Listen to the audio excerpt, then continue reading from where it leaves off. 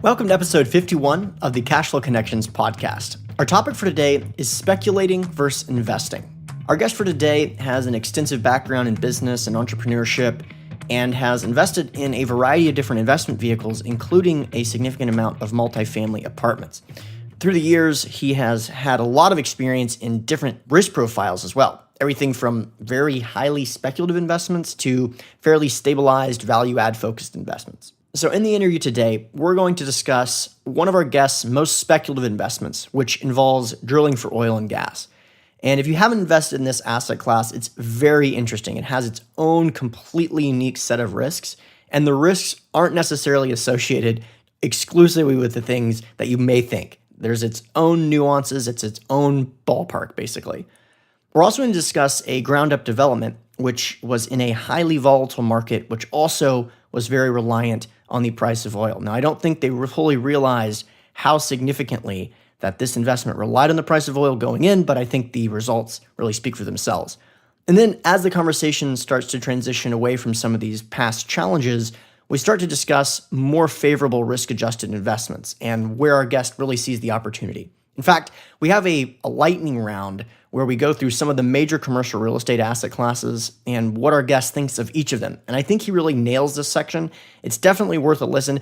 It's kind of a high level of each of the asset classes, but it gives you a good understanding, someone that's really been through a lot, where they currently think the opportunity is.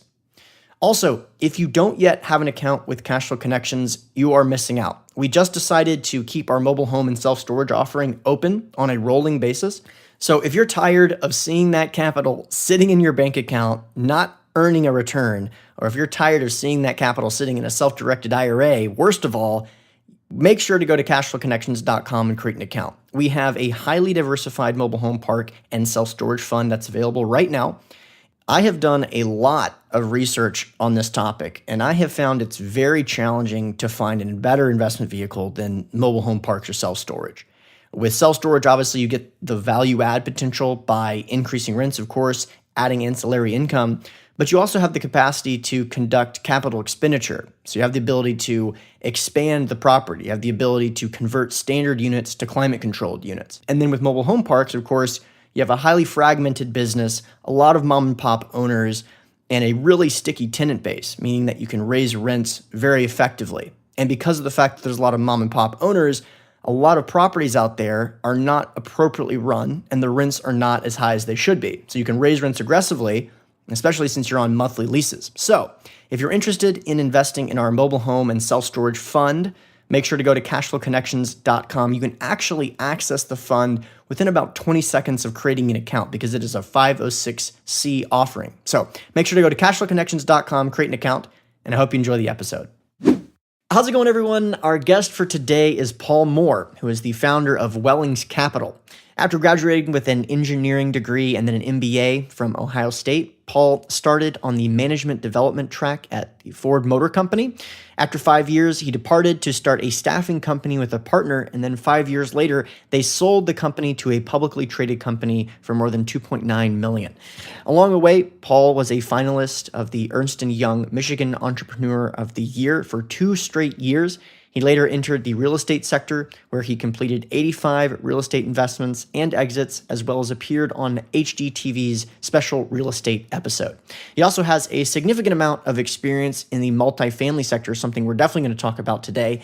He's also the co-host of a wealth building podcast called How to Lose Money and is a frequent writer for Big Pockets. So, we are definitely going to get into a ton of conversations. By the way, definitely check out his wealth building podcast, How to Lose Money. It's a really fascinating topic. It's a really fascinating guest that he has on there. Regardless of that, Paul, I really appreciate you coming on. Thanks again. How to Lose Money doesn't sound like it's wealth building, Hunter. It sounds awful.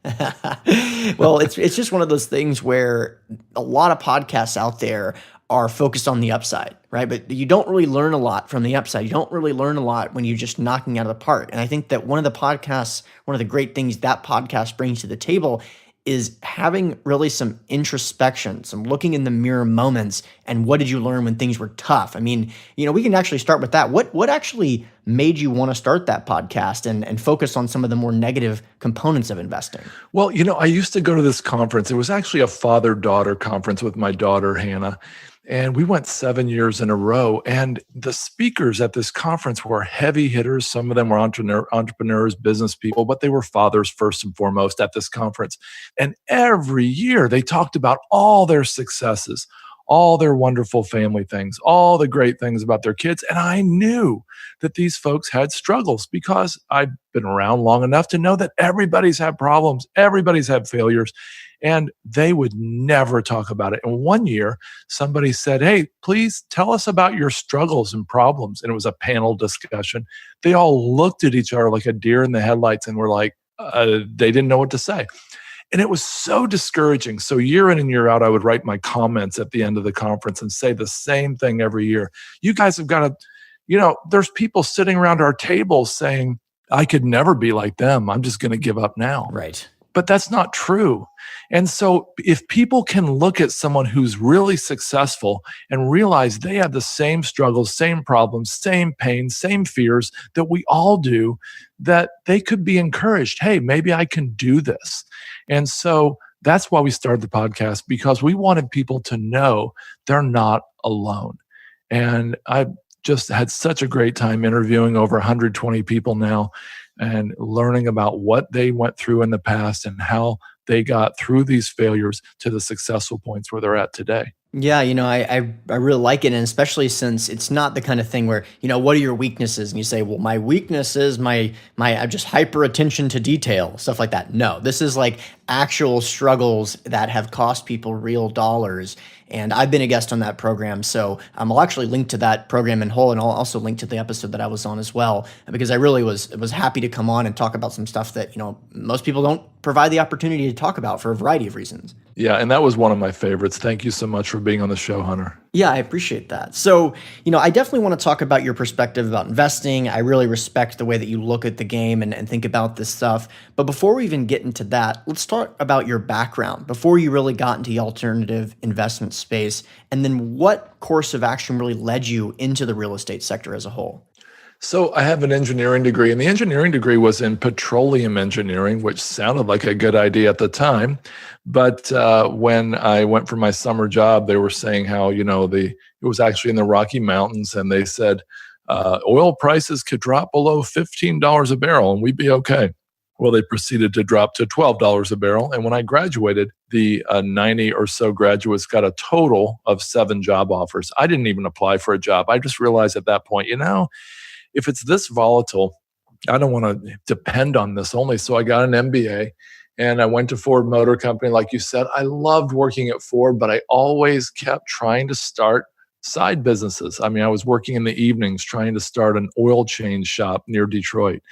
And I was trying to start a property tax consulting business and all these other things. So I realized, I was really an entrepreneur at heart. So when the opportunity came for me to open up a staffing company with a partner that I worked with at Ford and had gone to grad school with, I jumped on that opportunity and I did that for about 5 years.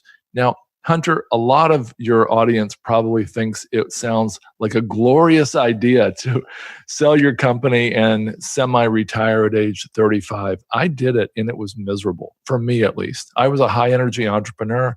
We moved to the Blue Ridge Mountains. We moved on top of a mountain, built a house, got some friends to move next door to us. And honestly, I was miserable. And I started a nonprofit organization, but we were only doing a little bit compared to what I thought we should have been. And so I was fidgety, not a great husband and father, not really living up anywhere near to my potential. So my friend and I found that you could buy houses for, let's say, 50 cents on the dollar, maybe a little more, on the courthouse steps. And so we started buying houses and flipping them and had a lot of fun doing that, did that for years. Later, I thought, if I can make this much money, it wasn't that much really, flipping houses, I could make more if I built them from the ground up. Now, Hunter, I'm going to propose to you that somebody who doesn't know how to install a doorknob on his house should not build a house. But that didn't stop me. I built 7 houses. I mean, I actually hired general contractors and contractors and all that, but they learned to take advantage of me. And by the 7th house, the one I should have made $100,000 on, we lost 40,000. I realized this is probably not the path for me. That should have been a clue to my future, but I did go on and doing some other development projects after that, including building a ground up quasi hotel, quasi multifamily facility in North Dakota, which actually went wonderfully well. And that was my first introduction to multifamily. Interesting. Okay, so I definitely want to get into multifamily in a moment, but going back to kind of the oil background, did you actually have any investments in oil? I know it's a really interesting business, which is one of the reasons I'm curious. Yeah, I graduated with my degree in '86, but in 2010, I was approached. There was a little gap of time there, huh? I was approached with this amazing lodgepole oil and gas development opportunity. It was a wildcatting opportunity, which means they were not drilling into known oil fields, but they were doing something that was on the fringe.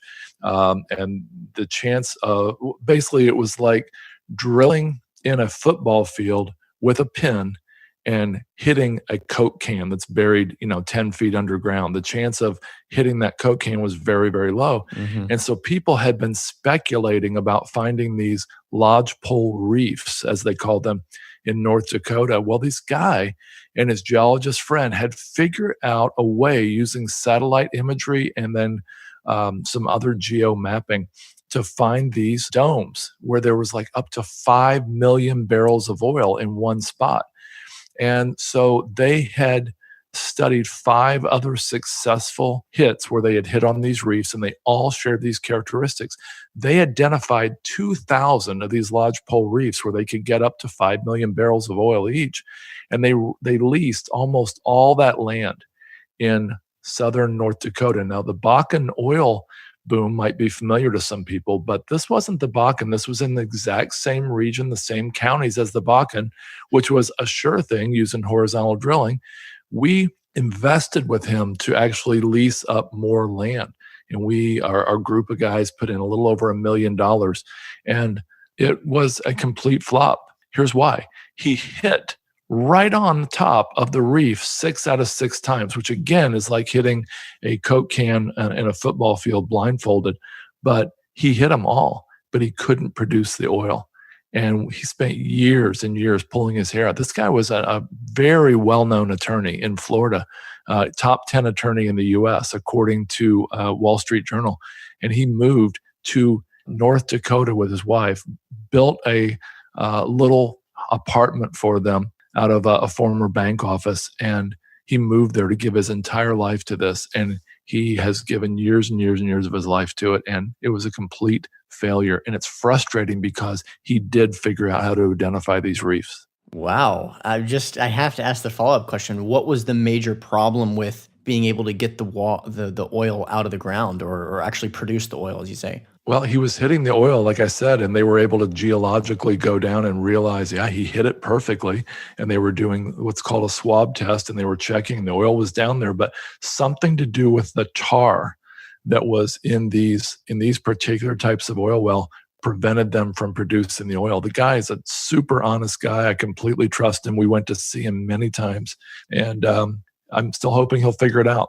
Wow, that is fascinating. That business alone, you already mentioned the volatility, but I have an investment in kind of the other side of the risk spectrum when it comes to oil and gas, which is I invested in performing wells. Smart man. And very, very small, but and it wasn't exactly all roses as you would have hoped, but we did it at the right time, so we're really well protected, the downside, worst case scenario kind of thing. Having said all that, even that process, I learned so much about the lack of transparency in the market, the fact that it's really challenging or impossible to pull comps. You don't really know what's down there until you're down there. Things could stop working. I mean, is there anything other takeaways that you learned besides, I guess, not only just the actual functional challenges, but like the nature of the business? It seems like it's pretty much unlike anything else.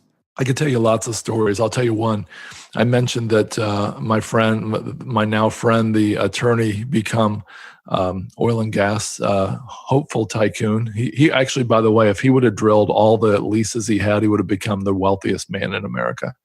and we thought he would. He actually was so committed to secrecy, as he should have been, that he actually bought an old bank in North Dakota to hide all of his plans, all of his charts and graphs, everything he had to figure out where these, where to lease the land and all that. He had it all hidden in a massive bank vault in an old, small North Dakota town. And he and his wife built a condo or an apartment, whatever you call it, above that bank building that they purchased with his money from being this famous attorney. And so very, very secretive. I can tell you another story. When I was a petroleum engineer intern in Denver, I built a model to try to find oil and gas in Wyoming. And I had to make assumption on top of assumption on top of assumption to the point where everything that I was outputting was complete garbage. I mean, it was like the thing about if you start and you miss your trajectory by 2% in 10,000 miles, you'll be so far away. Well, I was building trajectory assumption on assumption on assumption. It's like, I had like a 30% range. I could have been off, and then 30% on top of that. So it'd be like 30 squared, I could have been off percent. Right. I'm being ridiculous, but you get the point. Yeah. And so when I did my presentation at the end of the summer, the last day I worked at this company, I knew that what I was saying was garbage. And I told my boss that, and he said, "This is how we do it." That's fascinating. Definitely align with the experience that I've had in the business, but that's maybe another conversation for a different time. But I appreciate you sharing that because it's really fascinating to me. You mentioned kind of your foray in single family and then moving into multifamily and then some developments. What were some of the key developments through your career, and what are some of the highlights of those transactions? Well, I did a small subdivision at Smith Mountain Lake in Virginia. If you don't know, Smith Mountain Lake is kind of like the Lake Tahoe of the East Coast. It's here nestled in the Blue Ridge Mountains. And we used to flip waterfront lots there. People were buying lots for $3,000 to $10,000 in the 60s and early 70s. And then they were up to, say, $50,000 in the 80s and 90s. And these lots were now worth $300,000, $400,000, $500,000, $600,000 in the year 2004 or so. And they were going up about $100,000 a year. So we were buying these incredibly overgrown lots. Let's say someone paid $50,000 for one. We'd pay them, for example, $200,000. We'd clear the lot. You couldn't even see the water. We would clear it off beautifully. We would put a park bench on it. We would do riprap on the shoreline. We would get a dock permit. We would do all these amazing photographs, sunset photos and everything. And then we would turn around and market it for, say, $350,000, and we would get it. And so we were making $100,000 profit per lot. That was one of the funnest things I ever did in the world of flips. Of course, that all changed in 2007 and 8, and that market's never fully recovered. Another fun thing we did was this development of the quasi-hotel, quasi-multifamily in North Dakota. Now, when we were going to look at the oil and gas investments in 2010, my partner, who has a small jet, would always land there. We would go out and talk to the people in, like I said, Northwest North Dakota, but he would never find a hotel to stay in. And he would also notice that there were trucks, pickup trucks, lining, not only the rest stops, but along the roads and at these oil sites, et cetera, where these guys couldn't find a place to stay, or if they could, they couldn't afford it. So we very quickly bought 75 acres for a very small amount of money. I think it was about $200,000, about $2,500 an acre, more or less.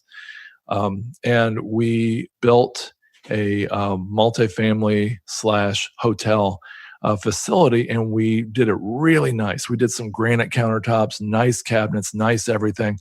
And Hunter, in middle America, apartments rent for about $1 per square foot. I mean, $1,000 apartment, 1,000 square foot apartment might rent for about $1,000, more or less. Mm-hmm. Now, these were furnished. They had internet, they had cable, they had all these beautiful things. But we were renting these at 13 times that rate. We were renting them for about $4,000 a month for a 300 square foot efficiency. And we were getting it, and we were staying full. So That turned out real well. Now, we sold that in 2013 when oil was, I think it was around $90 a barrel. Oil plummeted a year later to about $30 a barrel, 35 maybe.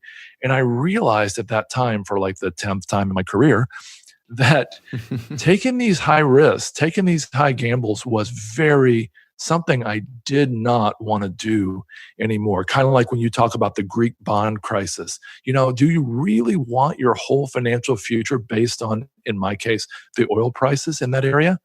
Well, apparently I did, because my partner and I went and built a Hyatt hotel as well. And we built that in a larger city in North Dakota. And to be fair to myself, by the way, we were already 2 years into the development when I had that realization, that wake-up call. But we built a Hyatt hotel, and that was a lot of fun, except for the fact that the general contractor went bankrupt and took $1.5 million of our dollars in the middle of the process, which we in turn had to spend about $1 million compensating the subcontractors that he hadn't paid. We were also way over budget. We had to live through one of the coldest, if not the coldest winter in 100 years in North Dakota, with the building uncovered, that we had to go to incredible lengths to finish this hotel. But we did finish it way over budget. And then the oil prices turned down, and the rest is a very not pretty history. Wow. So the developer, I guess, he went bankrupt before oil prices had gone down. What ended up causing that? What sparked that bankruptcy? Well, my friend, who actually ended up running for the governor of Colorado in this cycle, just this year, 2018, he did not go bankrupt. But the general contractor, I might have said developer, the general contractor went bankrupt. He was just overcommitted, and we don't know why. But he did, and we never got that money back. Wow. Yeah, I appreciate you sharing that. That's, heartbreaking, obviously. Anytime loss of principal going through that. Were there investors involved, or is that something that was, I guess, taken in a partnership? It's really painful, but my partner, the developer of the hotel, had been a very successful entrepreneur. I mean, he was back from the days we quit Ohio, we graduated from Ohio State. He had had one after another successful business. And each one he rolled, the capital forward to the next one. And he had it all tied up in that hotel. He was by far the major investor. And then, of course, the bank was second. Mm-hmm. And so he took 25 years of profits and gains, et cetera, and plowed it into this hotel that was a very, very painful loss. And I tell you, I learned at that time, though I couldn't have verbalized it when it happened, I can now. I did not know the difference between investing and gambling. Investing is when your principal's safe and you have a chance to make a return. But gambling or speculating is when your principal is completely not safe and you have a chance to make a return. And that's what we were doing when we threw money down a hole chasing this oil and gas. And that is what we were doing when we built the multifamily facility that turned out great and we made millions. And that was what we were doing when we built the Hyatt. And so at that point in my career, I realized I do not want to do any more development. I'm tired of hitting, swinging for the fence, trying to hit grand slams. I would rather just hit singles and doubles and let my wealth grow slowly. And I would definitely not want to do that with investors' money. Yeah, I couldn't agree more. And I think that that's really a brilliant way of summing it up regarding the loss of principal. So after that experience, was that really your transition into more stabilized value add core plus type of investments, or how did that transition really take place? Yeah, well, about that time, it was 2014, and the apartment boom was in full swing. And of course, at the time, we thought we were at the top of the mountain, and how much higher could it ever go? And of course, it has continually since. But we didn't know that. And so I decided, I looked at the demographics of multifamily. I just turned 50. And I was looking for something that I could pass along to my kids. I didn't want to play double or nothing and end up on nothing when I couldn't work anymore. Now I plan to work till I'm 100, but what if I can't work anymore in my 60s at some point? I didn't want to be landing on, the end of the Hyatt Hotel or, the end of the oil and gas investment with a whole lot of my money tied up in it. So I wanted something that was stable, predictable, had demographics, had long-term trends that I could see out decades in advance. I was looking for basically the perfect investment.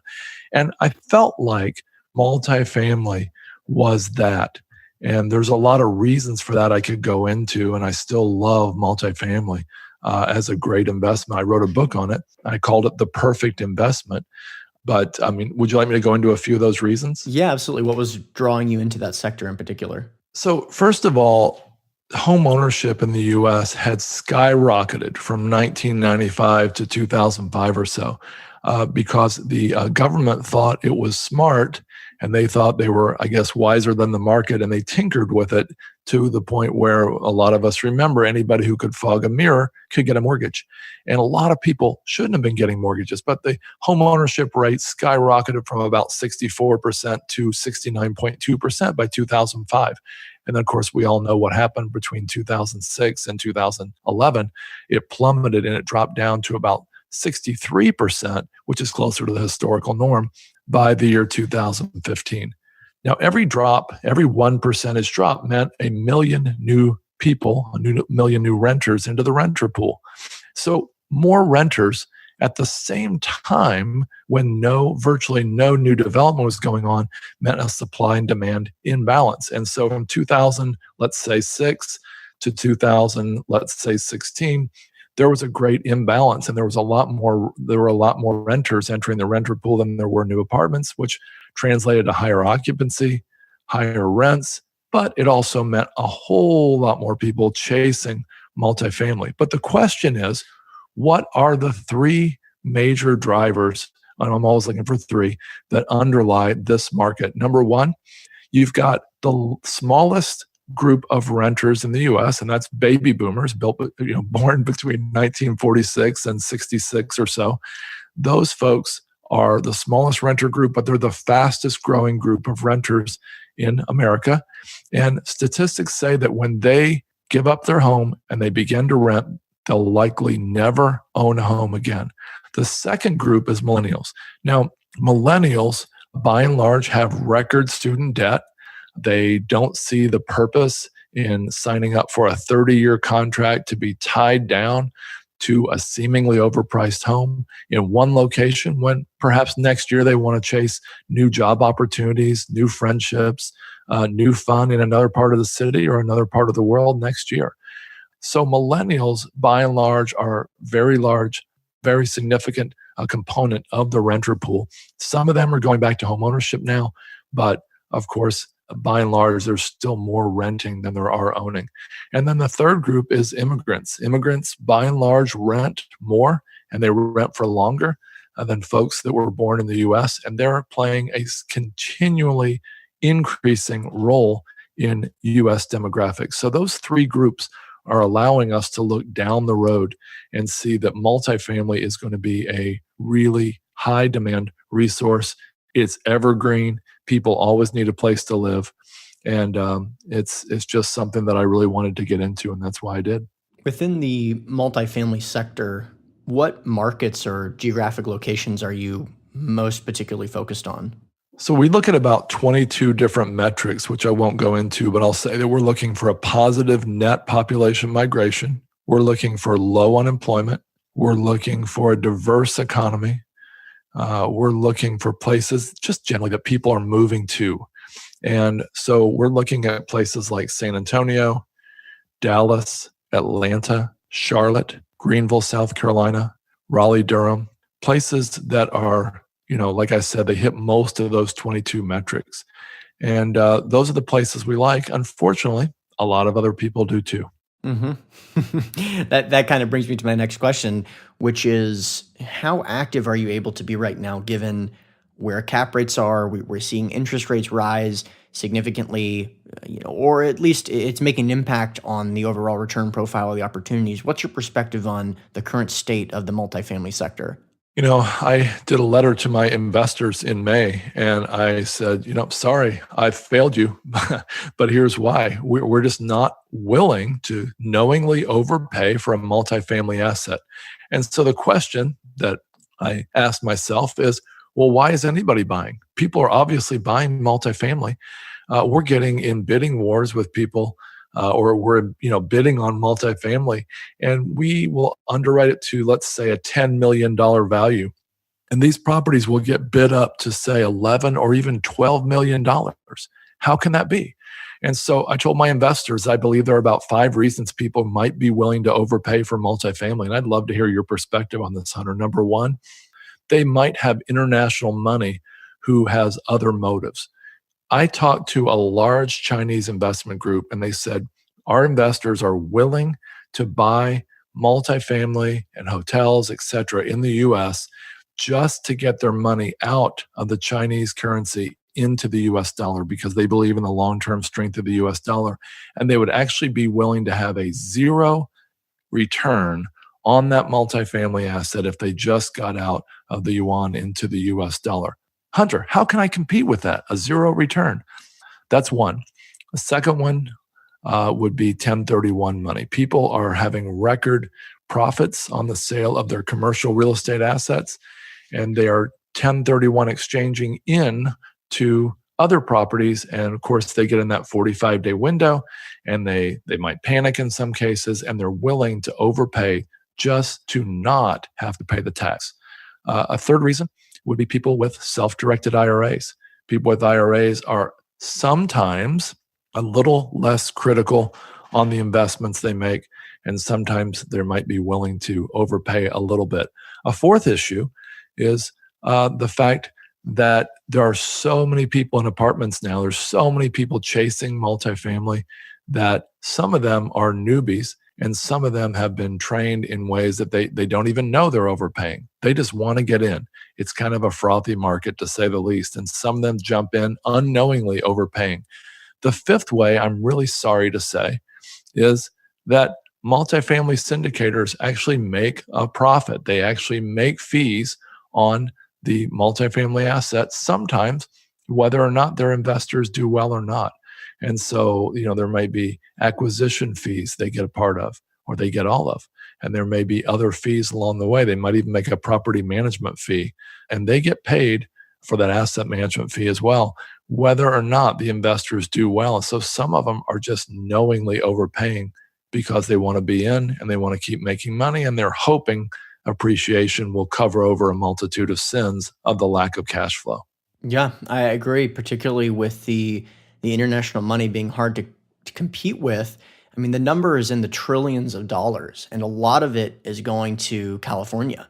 I've seen some numbers, and I don't want to misquote, but I've seen some unbelievable numbers in terms of the percentage of that's going to Southern California in particular.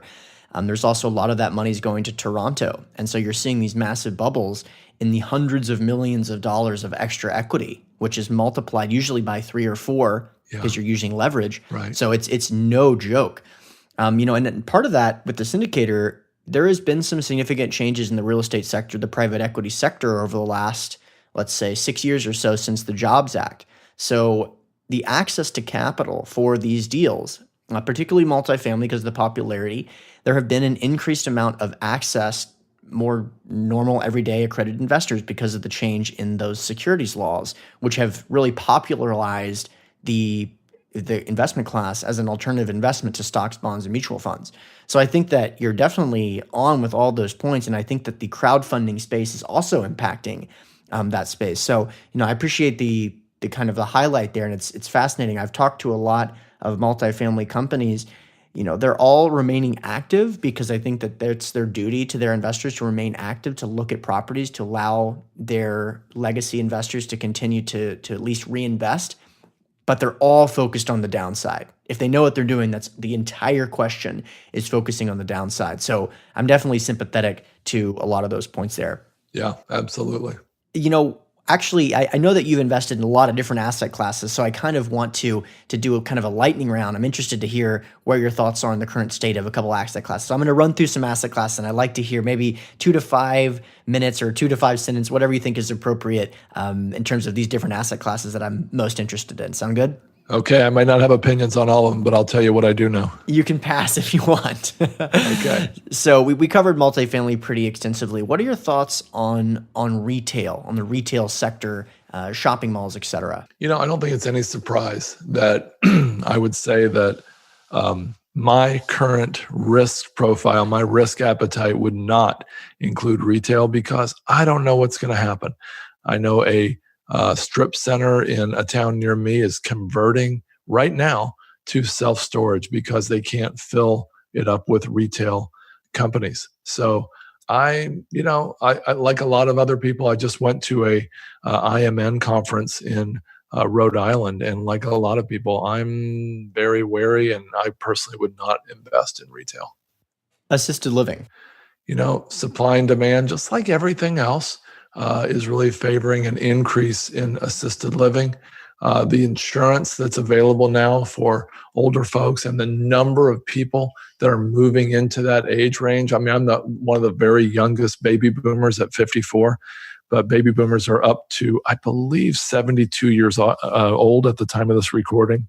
Obviously, it's a great space to be in. And obviously, people are doing very, very well there. And it's a space I would be interested in. I'm currently pursuing a lot of those. And from a conversational, it's very preliminary, but I'm hoping that something like that will be available some point in 2018. So I'll definitely keep you posted if we do put something together. Oh, please do. Will do. Let's talk about office real quick. Obviously, it's also going through a little bit of a change. What are your thoughts on that asset class? And this is just more my personal story as opposed to a real opinion on the asset class. Hunter, I grew up, in the 60s, 70s, and 80s, and I never heard of anybody working from home. I never heard of anybody who didn't work at an office or a factory or at least have a job, out delivering mail. I knew a mailman who didn't have an office, but I can't say most, but many, many, many of the people I know right now work from home, or if they have an office, they still work from home as well. And I think that the office space, in my mind, is similar to student housing. It would be something that's a little above my risk appetite right now. Yep, I'm very, very interested in that, and I appreciate you kind of going through that. Let's talk about mobile homes. This has been something that also paradigm shift, but kind of in the other direction, in the sense of it's becoming more appealing to a lot of investors. What are your thoughts on that asset class? A lot of investors, if they really knew what was going on in mobile homes, I think they'd be a lot more interested than they are. I think people, they've stored their stuff before. They've worked at an office before. They've shopped at retail before. They've known somebody in assisted living. A lot of investors have never lived in a mobile home park, let's be honest. And so it's kind of an initial turnoff, but the numbers are really solid. And there are I can't say absolutely for sure if there are a decreasing number of mobile home parks net in the US every year, but it seems to me that there are more closing down than there are opening up. And it seems like a shrinking population of supply with a stable, amount of demand. And so as population continues to grow in the US, I think it'll continually be a better and better investment. It's something I'm very interested in. I don't have the sense it has a tremendous value add, but I do have a sense it is a great, stable, steady cash flow opportunity. And I also sense that there's a lot of mom and pop operators. And that, to me, means there is opportunity for a great operator to come in, improve the income, improve occupancy, and, even therefore provide some value add upside to purchasing a mobile home park. So I'm very interested in that space.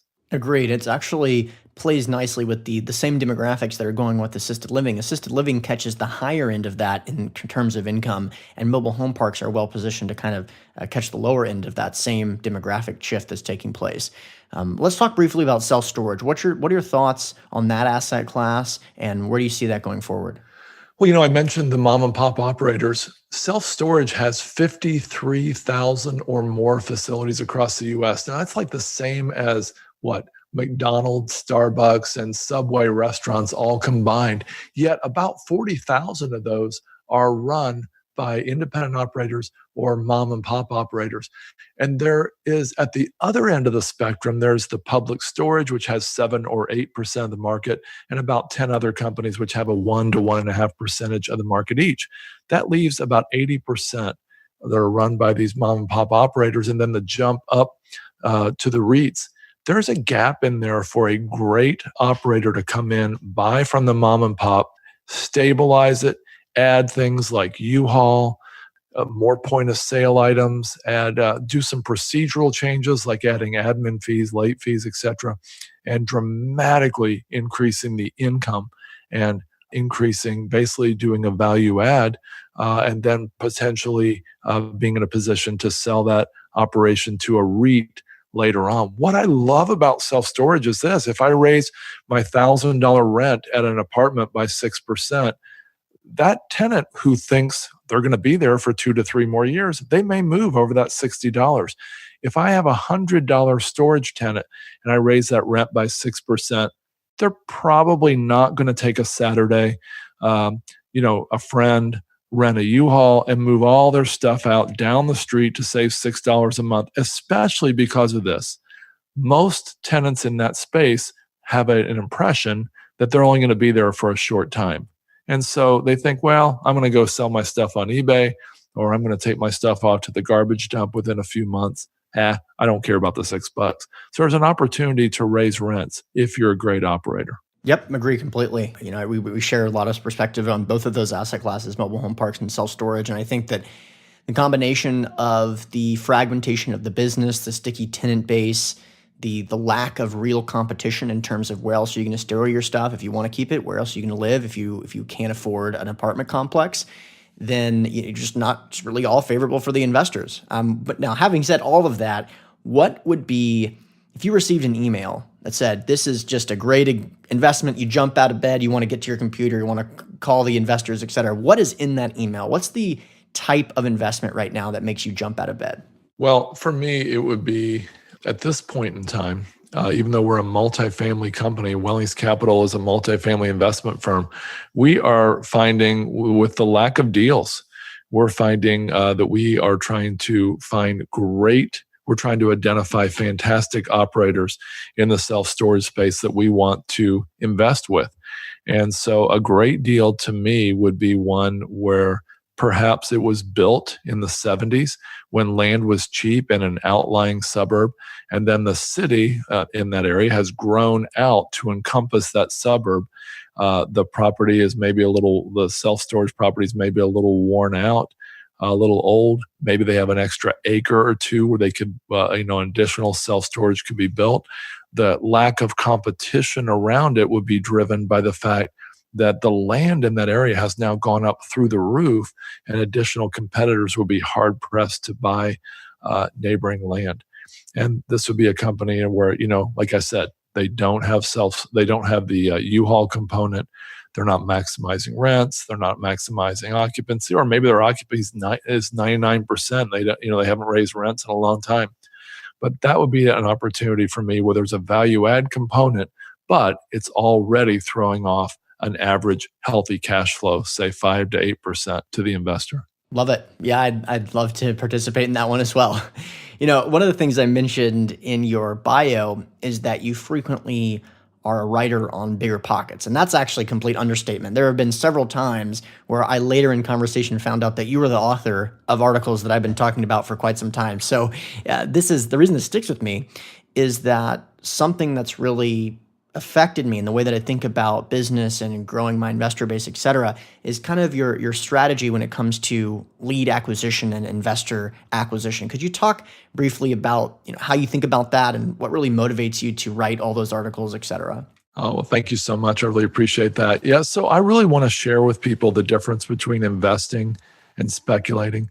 I also want to talk about, the risk return profile. People think that higher risk low risk leads to low return. That's generally true. Higher risk leads to higher return. That's not exactly true. Higher risk leads to the potential for higher return, which means there's also a potential for significant loss. And I don't want to see people who are in their 20s or 30s make the same mistakes I did at those points. So I write on that topic frequently. I talk about not swinging for the fences. I talk about the fact that, hey, if you keep playing double or nothing with the majority of your capital, you may double a bunch of times, but when you land on nothing, what will you have left to invest? So I talk about that. And I also talk about the best way to acquire new investors.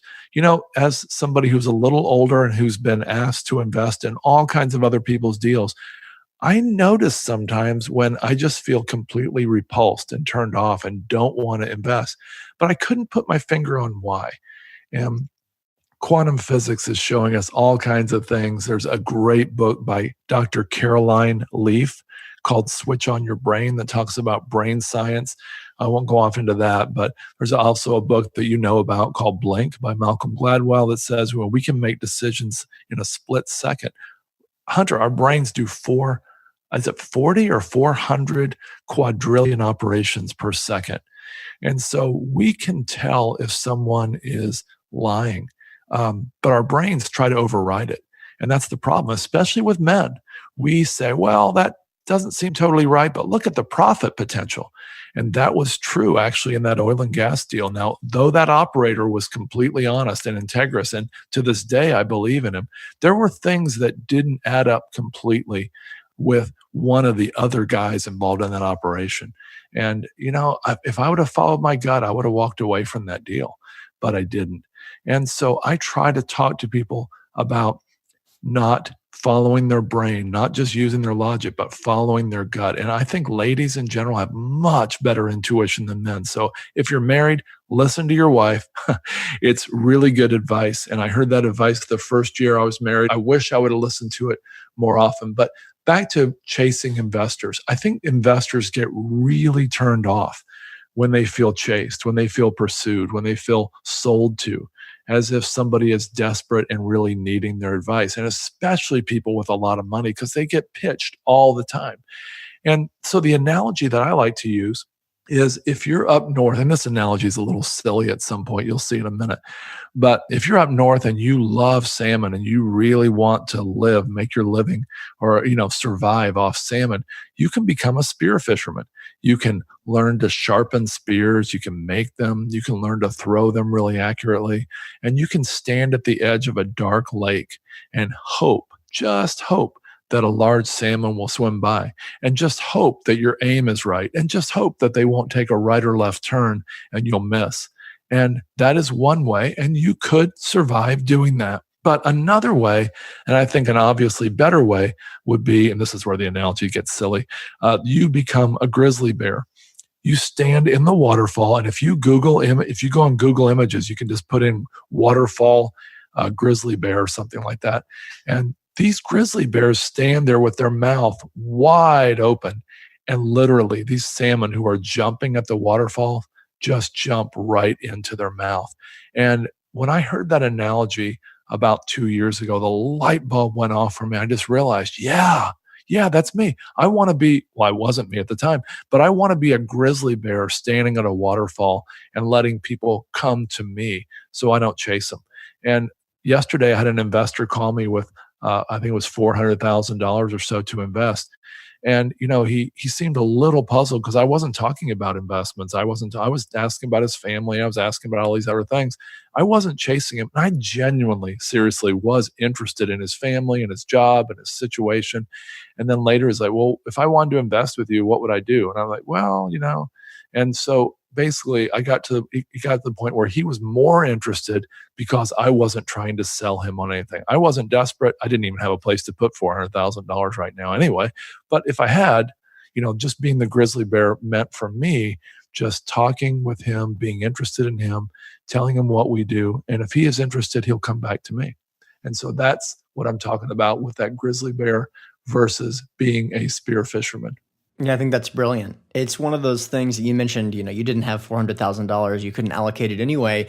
It's one of those things that even if it was the case that you immediately had an investment available to them, focusing really on building that relationship rather than getting a transactional something finalized, it is just so beneficial for all parties. You guys are going to be locked up in a long-term illiquid investment. If things were to, best case scenario, you're locked up in a long-term illiquid investment, right? And so to really vet individuals, build relationships with them, et cetera, I think is really critical.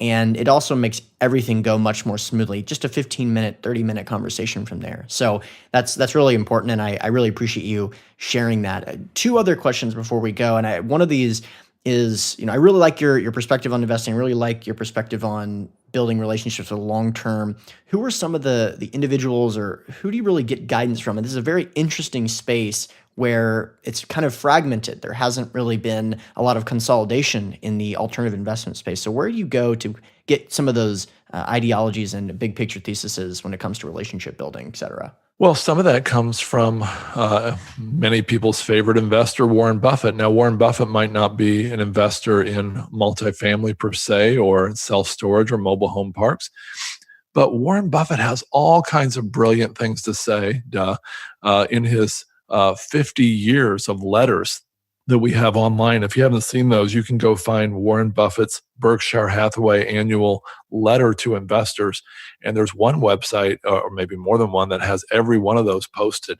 You can read those and hear nuggets of brilliance. And I'm actually trying to develop a book, and I just finished chapter 4, of translating Warren Buffett's wisdom for investments into advice for real estate investors. For example, he said, it's better to buy a great company at a fair price than to buy a fair company at a great price. Well, how does that translate? Well, if you're buying single family homes to flip, or multifamily, or even storage units or mobile home parks, it's better to buy a great property at a fair price than it is to buy a fair property at a great price. Trust me, after years of flipping homes, we did 50 or 60 or more, flipping lots, doing all these other things I've done. It's true. I invested in or acquired 3 or 4 individual mobile homes. I'm not talking about mobile home parks here, professionally run. I'm talking about double wides, single wides. Every single time I paid dearly for that decision, because I ended up with, a C or D class residential housing asset. And the tenants in every case either destroyed it to the point where literally 2 of the 3 have had to be hauled off to the trash dump, or they didn't pay. And in fact, the one that I have left, Hunter, I still get calls and texts regularly from them telling me why they can't pay again this month.